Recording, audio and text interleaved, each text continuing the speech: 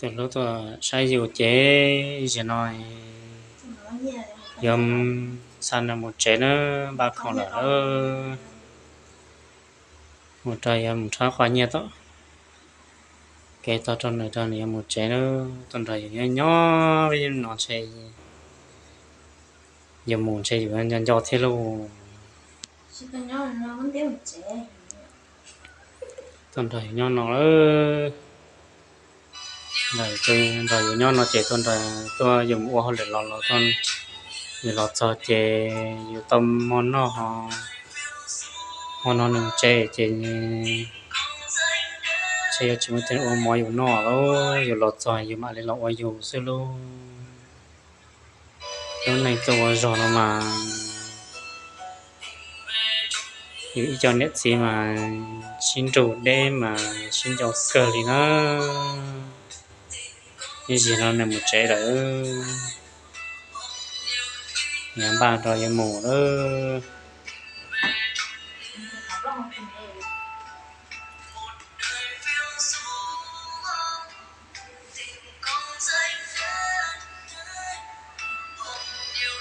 nhà ba có cây này do một trẻ đó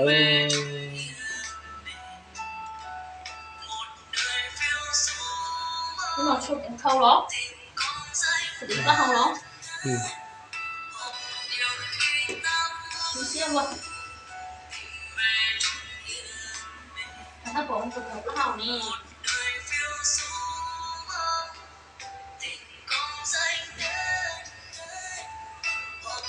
nó tập trung một trẻ đó gặp con trẻ nó giống trẻ đó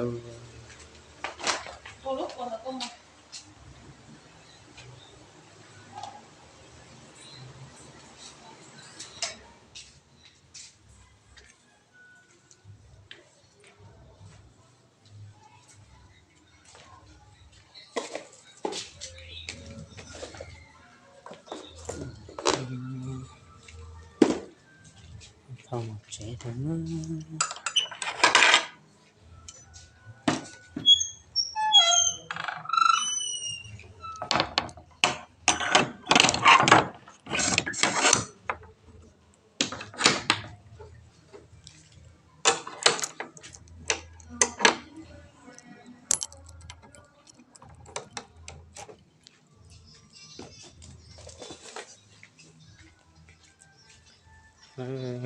sắp tới có một trẻ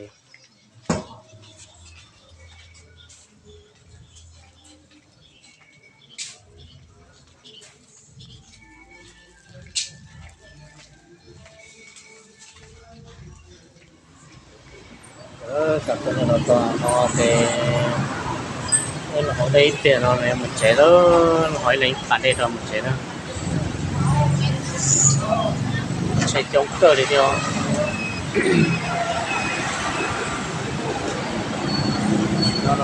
nó mà giờ chống này cờ nó sao nó sẽ của chống luôn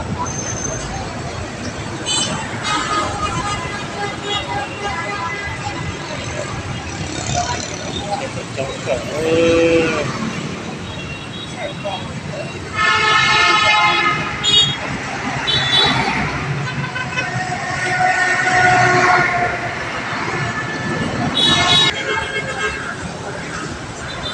họ đeo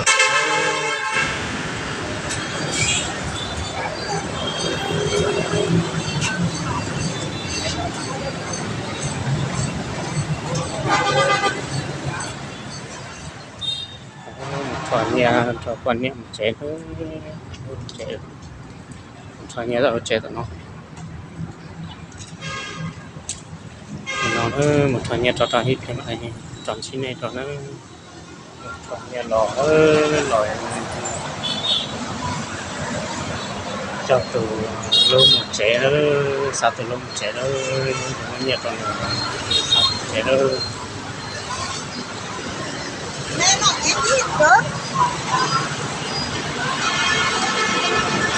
sẽ chống cờ hơn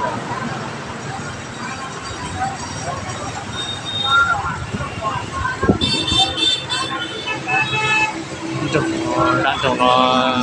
chống cờ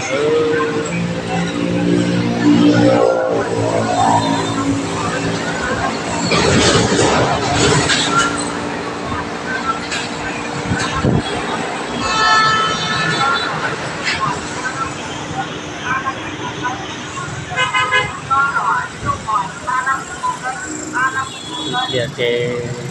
lô mà để chơi nó một trẻ là nó giờ một cái bộ phải nó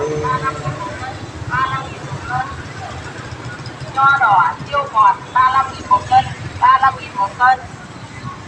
Nho đỏ siêu ngọt 35.000 một cân, 35.000 một cân. Nho đỏ cái lô cho nó có chơi này chỉ em muốn làm thôi.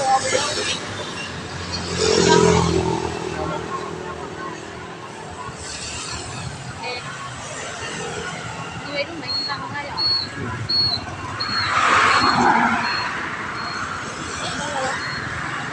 Ừ.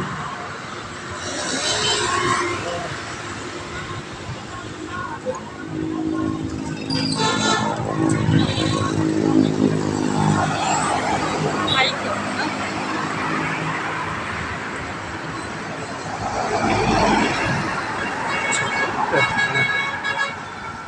Loại nhỏ nó có chơi đó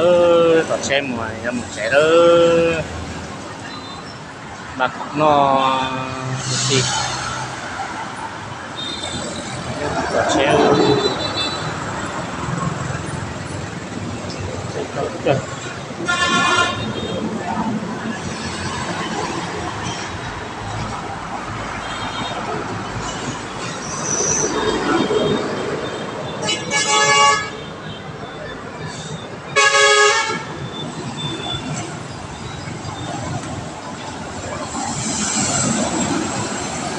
nó có tê chỉ on chơi tê chỉ sai plá nữa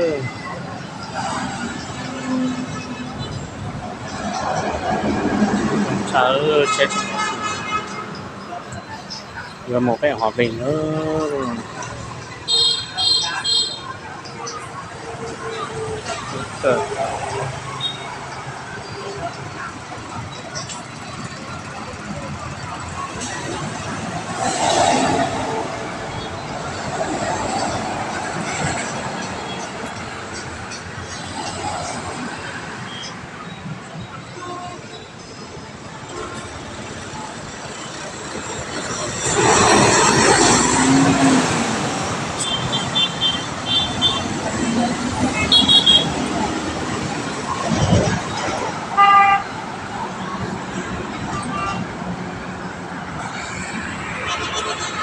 một xe cái